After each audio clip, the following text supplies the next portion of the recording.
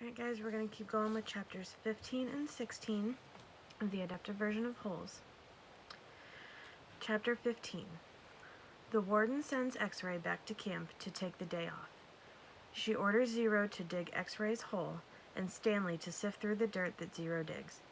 She puts 2 boys on every hole, one to dig and the other to sift. All of the boys are promised a double shower and the day off if they find anything. Stanley wonders how the warden knew he was called Caveman, and Zigzag tells him that the warden has small hidden cameras and microphones all around the camp.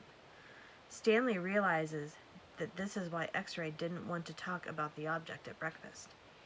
Stanley also realizes that the warden has the boys digging in order to find something. He makes a mental note of the location of the hole that he found the gold tube in. Chapter 16.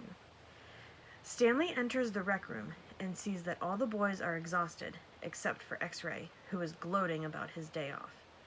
Zigzag complains that it is too loud to watch television, and Stanley notices that Zigzag is staring at the broken television screen. The next day, the warden follows the boys to their holes. As Stanley sifts through dirt, he tries to think of what the gold tube might have been. The warden grows tired and orders Mr. Sir to make the boys work faster.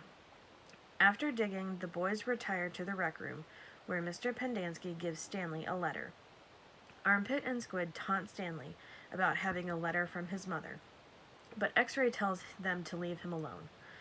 After the boys leave for dinner, Stanley reads the letter from his mother.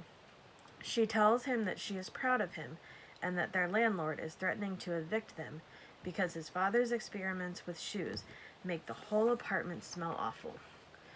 Stanley's mother writes that she feels sorry for the old lady who lived in a shoe, because the smell must have been awful. Stanley laughs at this, and Zero asks him why he is laughing. Stanley is surprised because he thought everyone had left. He tells Zero what his mother had written, but Zero has never heard of the old lady who lived in a shoe. Stanley asks Zero if he has ever watched Sesame Street, but Zero simply stares at him. Stanley leaves Zero and heads to dinner.